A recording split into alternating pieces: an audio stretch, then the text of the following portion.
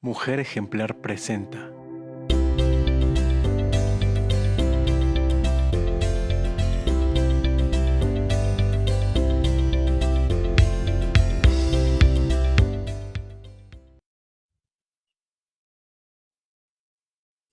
Hola, ¿qué tal? ¿Qué tal, amigas, amigos de Mujer Ejemplar? Este es el segmento dedicado a música de músicas de Venus al Sol. Y hoy nuevamente tengo como invitada a Isabel Rodríguez, musicóloga, investigadora y ahora locutora de Opus también, los sábados. Así es. Sí, así es. Ya, afortunadamente tengo el enorme placer de tener un programa junto con mi amiguísimo Oscar García. Tenemos un programa de justamente en donde le damos un toque muy juvenil, muy platicador a toda la musicología. Este es todos los sábados a las 10 de la mañana en Opus 94.5 para que tengan chance de escucharnos. Sí, claro que sí, ahí vamos a estar escuchando a los dos, también a Oscar, un buen amigo, Os, de The Lunáticos, porque Sí, aparte le da el rock exactamente. and roll. Sí, porque los musicólogos no nada más somos de música occidental, también sabemos rockear. Excelente. Vamos a empezar con el tema de hoy, que bueno, este martes pasado, 6 de julio, celebramos a Ángela Peralta, cantante de ópera mexicana ejemplar, que nació en 1845 en la Ciudad de México. Y pues bueno, ella tuvo una vida muy corta, pero muy intensa y muy Así prolífica. es. Soprano, conocida como el Ruiseñor mexicano y considerada una de las mejores cantantes de ópera de nuestro país. Su educación musical no solo se limitó al canto, sino que también tocaba el piano, el arpa y era compositora. Así es. Sí, todo Vamos, un personaje. sí, sí, sí, todo un personaje. Y vamos a comenzar. Yo lo que encontré en esto que estuve investigando fue que ella no venía de una familia adinerada ni nada por el estilo, ¿no? O sea, de hecho, Ujú. venía de una familia bastante humilde. ¿Cómo es que tuvo acceso a la educación musical en su época? Porque estamos hablando de 1845 cuando nació. Sí, pues mira, en este entonces tenemos que la educación musical solo se le daba a las personas de la clase alta. O sea, de hecho, había un servicio de correspondencia en el que tú te suscribías y mensualmente te mandaban partituras para que tú pudieras estudiar el instrumento, la voz. Generalmente en las mujeres era el canto y el piano, ¿no? Entonces, sí, definitivamente ella no tenía esta facilidad para poder estar en recibiendo este tipo de educación. Aún así, cuando entró a lo que eventualmente se convirtió en el Conservatorio Nacional de Música, estos profesores que estaban ahí vieron el potencial que tenía. Entonces, luego la admitieron y le dieron todo el entrenamiento que pudieron darle para prepararla y mandarla a sus 15, 16 años a Europa. Entonces fue básicamente digamos, su potencial lo que la hizo entrar a esta escuela. Su talento, ¿no? Exactamente. Que se habla mucho de esta voz que ella tenía, que llegaba a tocar fibras muy sensibles. Se habla, no sé si sea una historia real o ya sea como parte de todo también pues, personaje, ¿no? Que luego se construye a través de la historia y todo esto, que le aplaudieron y regresó en una ocasión 32 veces, o bueno, Ujú, 30 y ujú. tantas al escenario. ¿Qué tenía de especial su voz? Para empezar, quiero que consideremos que era mexicana. O sea, estamos hablando que Europa ya tiene muchas naciones establecidas, ya tiene toda esta cuestión eh, en donde la monarquía ya no está, o sea, la música ya es propiedad del músico, ya no es propiedad de la corte, ya no es... Y entonces todas estas ideas fueron, digamos, como estableciéndose en el público. Entonces, estas nuevas repúblicas que se fueron instaurando en América, obviamente llamaban mucho la atención. Entonces, llega una mexicana chiquita, pues con la cara muy, muy, con facciones muy oriundas, muy, muy nativas, a deslumbrarlos con su voz, pues obviamente va a ser un furor, o sea, es algo nuevo, es algo único, es algo, y aparte estamos hablando de un país que acaba de firmar un acta de independencia. Entonces, pues obviamente todas las cuestiones que tengan que ver con independencia en Europa es, sí, venga, venga, o sea, porque estamos justamente montándonos en esta cuestión de las naciones, ¿no? Y además, pues es como esto único, como este, como decía un amigo mío que vivía en Holanda, el Mexican Curious, o sea, esta curiosidad mexicana que no conocíamos. Entonces, pues obviamente eso también le dio un extra eh, a toda su interpretación en Europa. Y para abrirse camino, ¿no? Porque en esta Sí, época, pues las que iban a la cabeza, bueno, leía yo que las cantantes eran las italianas y las actrices eran las españolas, ¿no? exactamente. O sea, sí, sí, sí, era difícil tumbar el bel canto italiano, pero pues esta mujer tenía un timbre muy particular. O sea, podía abarcar una escala muy amplia. Entonces eso también hacía que llamara mucho más la atención y estaba muy chiquita, o sea, tenía 16 años eh, cuando debutó en la Scala, o sea, era una niñita. Pues obviamente eso también causó mucho furor y le dio pues esta fama en Europa. Oye, cuando se nos va, por ejemplo, al extranjero, o sea, sí está toda esta apertura, pero ella, ¿por qué decide irse? ¿Por ampliar sus conocimientos nada más? ¿O pasaba en esas épocas que no había como tantos apoyos? Digo, Ujú, como ahora, porque luego parece ser que pasan 200 años y hay cosas que siguen igual, ¿no? ujú. Entonces, ¿había como este apoyo hacia los cantantes de ópera en esta época o también decide irse porque pues le va a ir mejor allá o nada más fue por expandir este conocimiento? Fíjate que en sus biografías no hay mucho de su propio testimonio, o sea, no hay, más allá de sus composiciones, pues no era una persona que daba entrevistas, o sea, porque no se estilaba de esa área, ¿no? Entonces, de cierta manera, pues no existe tanto lo que ella a viva voz pudo haber dicho. Lo que sí te pudiera decir es que en ese entonces, o sea, estamos hablando de un México que está apenas dejando de ser la Nueva España, o sea, está empezando a ser un México Independiente, ¿no? independiente. Todavía hay muchas cosas en el aire, todavía hay mucho relajo, todavía hay muchas, pues, muchas costumbres que venían del virreinato. Entonces, toda esta identidad artística y sobre todo musical en México se le empezó a fomentar muchísimo. O sea, sí, sí, sí se le dio esa importancia a las artes, pero en especial a la música, sobre todo porque en los 50 fue cuando se estrenó el himno nacional. Entonces, esta identidad, esta cuestión de apoyar la música mexicana, pues obviamente va a generar que los máximos intérpretes tengan este apoyo. Entonces, cuando ella se fue, pues obviamente se fue con todo el apoyo del mundo, ¿no?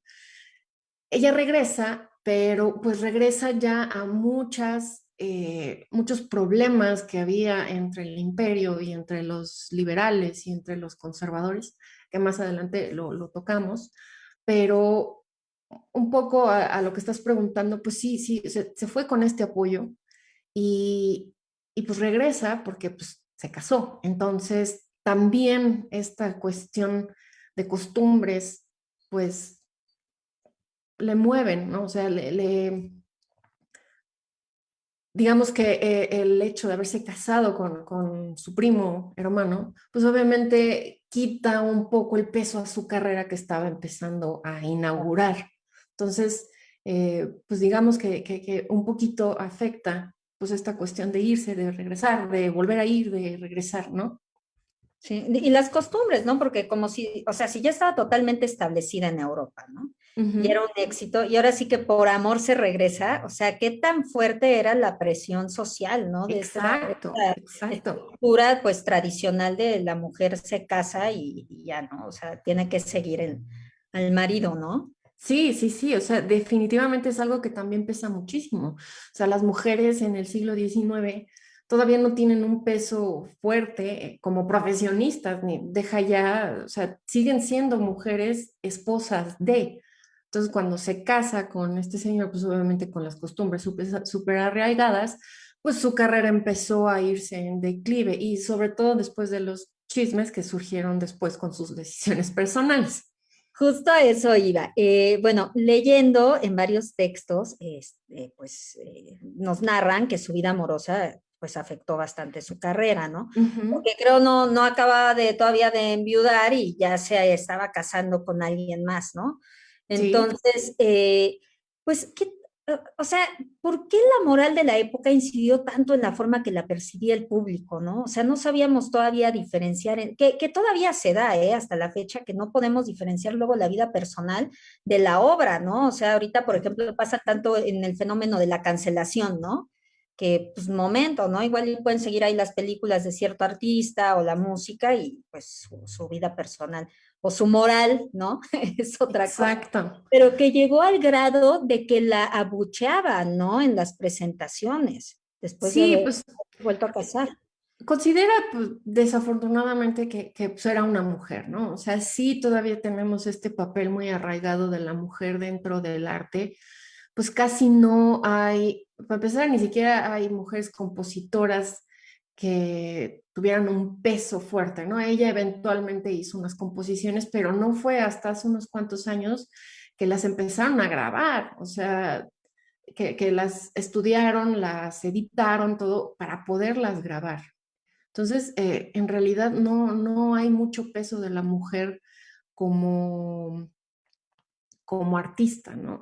Y sí, definitivamente el hecho de que haya, no recuerdo ahorita el nombre de este promotor de teatro con el que tuvo una relación cuando todavía estaba casada, pues obviamente eso, sí de por sí ya el verla casada y el pues, tener de cierta manera puertas cerradas en ese aspecto, pues obviamente añádele un chisme, bueno, o sea, no, definitivamente el peso que tiene una decisión personal en tu carrera, ¿no? O sea, sí le afectó muchísimo, sí mermó mucho su currículum y pues vaya, ¿qué tiene que ver? Ahorita, pues en una época ya pues, más moderna, pero pues como lo dices, sigue pasando. O sea, ¿a ¿cuántos hombres, mujeres no lo siguen crucificando por sus decisiones personales cuando su carrera es de valor, ¿no? Entonces, pues vaya, ahora imagínate en un México todavía muy tradicionalista, muy moralista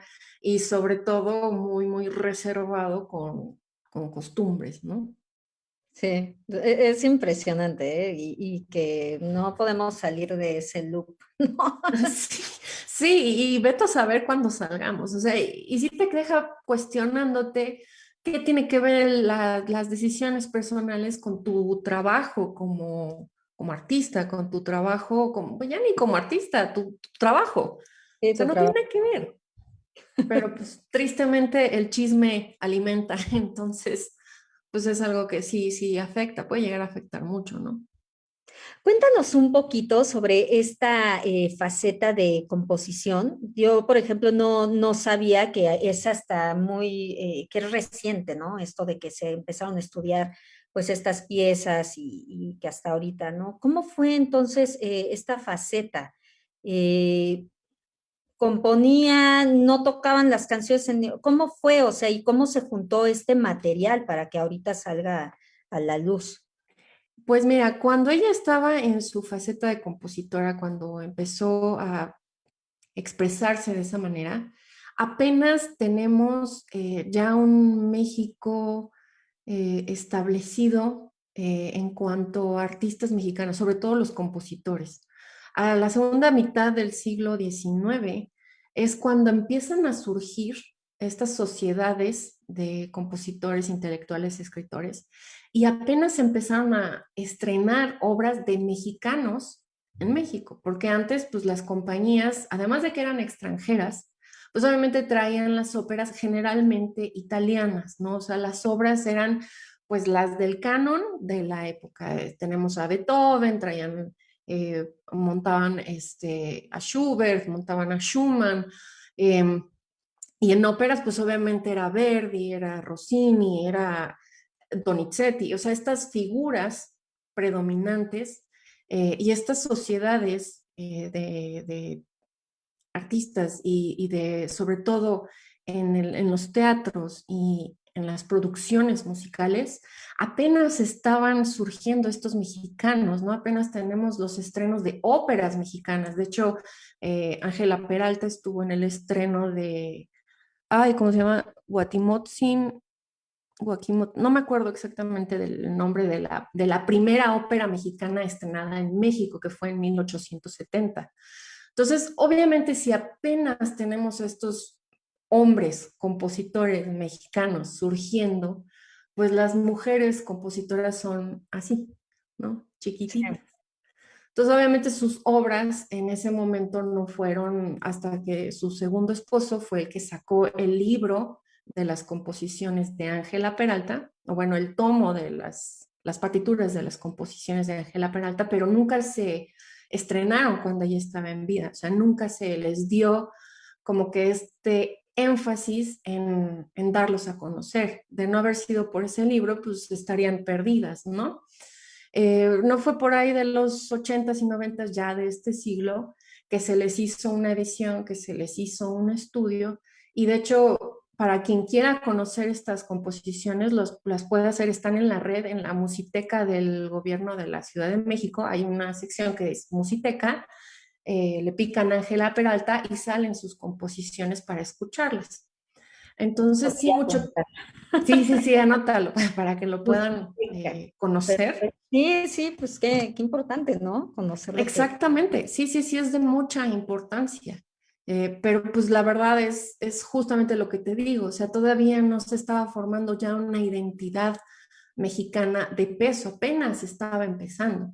Entonces, obviamente, pues las mujeres no tenían mucha cabida todavía en ese entonces. Ahorita el siglo XX, pues ya hay muchísimas mujeres compositoras de mucho renombre y muy valiosas para el acervo mexicano, pero pues en ese entonces apenas estaba empezando a establecer esta identidad musical. Oye, ¿y es cierto esta anécdota de que se cuenta de que en una ocasión tuvo que regresar al escenario las 32 veces ante los aplausos de un público totalmente entregado a ella? Pues no lo dudaría, 32 no creo. La verdad es que me puse a leer justamente mis libros y no tengo el dato. No lo dudaría porque justamente lo que te decía, ¿no? Que este exoticismo que tenía y de Claro. ser una niñita y de llegar de México, pues obviamente no dudo que llamara la atención al grado pues, de hacerla regresar. 32, no lo creo, pero a lo mejor sí varias veces. Entonces, pues habría que investigarlo bien, porque no lo encontré. O sea, la verdad es que no lo encontré. Entonces, ni lo niego ni lo afirmo. Cuéntanos un poquito sobre esta compañía operística que fundó en los últimos años de su vida.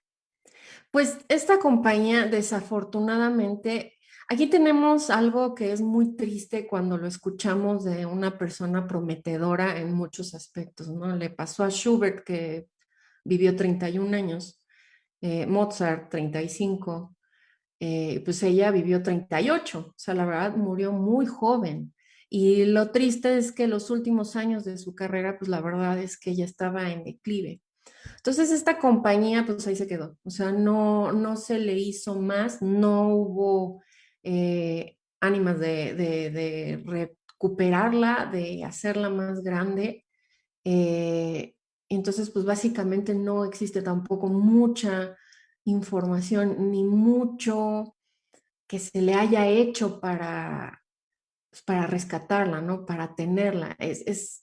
digamos, estaba como en estos bocetos y en pequeños pasitos cuando murió. De hecho, pues, murió de un día para otro, casi casi, o sea, se contagió, Y de le dio la fiebre y ahí quedó. O sea, ella ni siquiera tuvo la oportunidad de pues, planearlo más allá. O sea, simplemente se enfermó y pum, ¿no? Ahí quedó. Entonces, esto también, pues como que vuelve más triste todo este legado porque no hay, o sea, no hay mucho que se le pueda rescatar. Y es muy, muy, muy desafortunado, ¿no?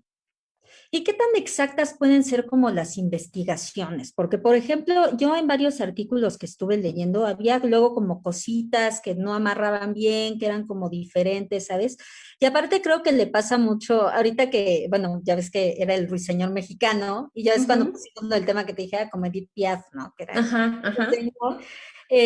Por ejemplo, Edith Piaf, o sea, pasó que se hizo un mito alrededor de ella que decían que había nacido en la calle abajo de un farol y cosa que creo no era cierta, o sea, nació en un hospital y, ¿sabes? Entonces, creo que a Ángela Peralta le pasa un poquito igual de que hay también ya está un mito, ¿no? De ciertas Ujú. cositas alrededor de ella. ¿Qué tan exacta pueden ser o sea, qué tan exactas pueden ser las investigaciones o cómo crees que podría pues mejorarse como esta labor de investigación para que sepamos un poco más sobre ella, ¿no? Y datos realmente concretos. Pues para empezar, mira, consideremos que la musicología es esta actividad relativamente nueva. O sea, Sí. antes no existíamos los musicólogos y al menos no existía de manera formal, ¿no? Digamos que eh, a partir de 1900, y no nada más en México, o sea, a nivel mundial, o sea, a partir de la segunda mitad del siglo XX se empezó ya a dar como este peso formal a la investigación musical y se empezó a fondear y se empezó a abrir incluso las puertas a los archivos, a las bibliotecas, a muchas fuentes bibliográficas para sustentar muchas de las teorías y muchos de los datos que tenemos. En este caso, pues también consideremos que ella vivió en una época que también había mucho relajo en muchos aspectos. De verdad había mucho relajo en, pues en la cuestión histórica. O sea, en México se estaba viviendo mucha incertidumbre. Estas compañías que habían estado extranjeras de teatro, de música, se estaban empezando a ir. Eh, Teníamos el imperio austriaco que pues acabó Benito Juárez fusilando a Maximiliano. Entonces, todas estas fuentes bibliográficas aún están como muy reservadas. O sea, de verdad, apenas en los últimos 20 años en México hemos estado accediendo a estas fuentes bibliográficas como para poder tener ya un acervo más acertado de las vidas de todas estas personas, ¿no? Independientemente de que Ángela Peralta desde hace mucho ya es una figura fuerte dentro del ámbito musical, pues todavía hay cosas que no se han podido ni confirmar, ni esclarecer, ni abarcar, pero de que es un gran personaje y que vale la pena hablar de ella y que vale la pena escuchar lo que compuso y que vale la pena seguir indagándole y seguir pues viendo más allá de lo que tenemos en internet, pues definitivamente lo es. O sea, yo creo que sí debe de haber como más apertura y más investigación y muchísimo más eh, fondeo a poder acceder a más archivos históricos que todavía es enorme lo que todavía nos falta por investigar, ¿no? Y definitivamente ahí podemos encontrar muchas de las cosas que sucedieron en esa época en torno a ella. Pues sí, y está difícil, ¿no? Porque pues, así que Está hay, complicado, pero hay- no difícil, o sea, sí, no claro, imposible. Sí, sí, claro, sí. no es posible. Esra Mena dice, soy el fan número uno. Eres la mejor musicóloga. No lo dudo. Gracias, Ezra. Vamos a cerrar con esto. A ver, hay teatros, hay un teatro, bueno, con el nombre de Ángela Peralta, hay salas, en su aniversario se publican muchísimos artículos sobre ella, en Google hacen ¿cómo el El Doodle? doodle, ¿no? Sí. Sí, o sea, bueno, se le reconoce mucho, pero ¿crees que realmente se le haya hecho justicia a Ángela Peralta? No, yo creo que le falta. O sea, la verdad yo creo que sí falta mucho porque no, o sea, considera lo que te estaba comentando, ¿no? La época, la visión que se tenía de la mujer, y sobre todo la forma en la que se estaba construyendo la nación mexicana en ese momento. O sea, de verdad todavía no hay mucha justicia que se le ha hecho. O sea, ponerle el nombre a un teatro, claro, ¿no? Que bueno, pero pues todavía está todo este legado, todavía está muchas de las cosas. Habría que investigar con los musicólogos italianos, por ejemplo, cuál era la percepción real en los programas, en los periódicos, en los resúmenes de esta mujer llegando tan chiquitita. eh, a un país desconocido, pero dominando al 100% su arte, ¿no? O sea, sí habría como que investigarlo un poquito más. A mí me gustaría hacerlo y yo creo que sí lo voy a hacer eventualmente, lo voy a considerar como un proyecto personal, porque yo sí considero que es un nombre impactante, o sea, sí tiene mucho peso y sí se le debería de dar más que un doodle, ¿no? O sea, sí debería de ser ya un nombre de peso en la historia de México. O sea, Y ya sería sí, y sería interesante ver, como dices, o sea, la verdad, sí es más reconocida fuera que aquí, ¿eh? O sea, sí sería eso muy interesante, porque sí, sí, qué pena. Qué pena que no nos demos cuenta de, pues estos íconos que tenemos y de gente que labró pues historia y dejó en muy alto el nombre de nuestro país, ¿no? O sea, sí sí, sería pues, una lástima, ¿no? pero pues date cuenta, ya lo hemos tocado este tema ya en varias Vale, sí, ocasiones. O sea, desafortunadamente en esta época, vaya, pregunta a los jóvenes quién es Carlos Chávez. Se van a quedar, ¿qué? O sea, bueno, imagínate qué rayos van a saber de Ángela Peralta si no conocen todo este legado musical, incluso del siglo XX. Y deja la música, o sea, la pintura, la escritura. O sea, de verdad sí, sí, sí tenemos una labor enorme como generación de rescatar todo esto y lo único que podemos hacer es fomentándolo, o sea, asistiendo a los conciertos, leyendo los libros, manteniéndolo vivo, ¿no? y hacer esta exigencia también al sistema educativo, ¿no? Porque justo para un programa donde estuvo una cantante de ópera, que terminamos hablando de otra cosa, ¿eh? Pero dentro de, sí, de la investigación que realicé, fíjate que muchos estudiantes de ópera decían que no se les enseñaba que en México hubo una ópera con identidad propia y que era muy importante aquí, ya había sold outs y bueno, o sea que imagínate, la reventa, esto de tan horroroso, la reventa empezó con la ópera. Sí, O sí, o sea, sea, estos estrenos sí, de segunda mitad del siglo XIX eran llenos totales. así de O sea, importante. de verdad, sí, y ahorita estoy muy contenta, muchos colegas míos están empezando a rescatar la ópera mexicana desde el punto de vista de investigación, de estrenos. Un colega mío que se llama Emanuel Paul está haciendo ediciones críticas de óperas olvidadas. Entonces, o sea, sí de verdad estamos haciendo nuestra luchita. Entonces, pues lo que nos queda es justamente seguir dándole, pues, digamos, se me fue la palabra, la publicidad, La el asistir difusión. a los diplomados, el asistir a los cursos, porque no es nada más, ay, vamos a hablar de los acordes, no, o sea, es ver todo este contexto que surge a partir del nacionalismo mexicano y que las óperas mexicanas son de verdad muy bonitas, o sea, los compositores mexicanos de verdad son muy rescatables y no nada más es Manuel M. Ponce, son Sí. un montón, pero un montón. Entonces sí nos queda como generación darles ese apoyo porque créeme que es rescatar nuestros orígenes y darle a México otro lugar que va más allá de la música de banda. O sea, de verdad, la Sí, música mexicana de concierto es preciosa. Hay que darle el apoyo necesario para que no muera. por supuesto. Isabel, es un gusto, como siempre, tenerte aquí. Gracias. A ver si nos aventamos ahora. Vamos a tener un receso de los programas, un final de temporada. Regresamos después de las vacaciones y a ver Ujú. si armamos algo sobre la ópera, justo, ¿no? Sí, sí, sí, La ópera estaría padre. mexicana. Estaría Sí. buenísimo. Y comparte tus redes de Efecto Música, también nuevamente en qué horario y qué día te podemos escuchar en Opus para despedirnos. Y gracias a toda la gente que estuvo viendo estos de Venus al Sol. Los dejo con Isabel compartiendo sus redes y nos vemos el jueves. Pues muchas gracias de nuevo por la apertura del espacio para venir a platicarles de estas cositas.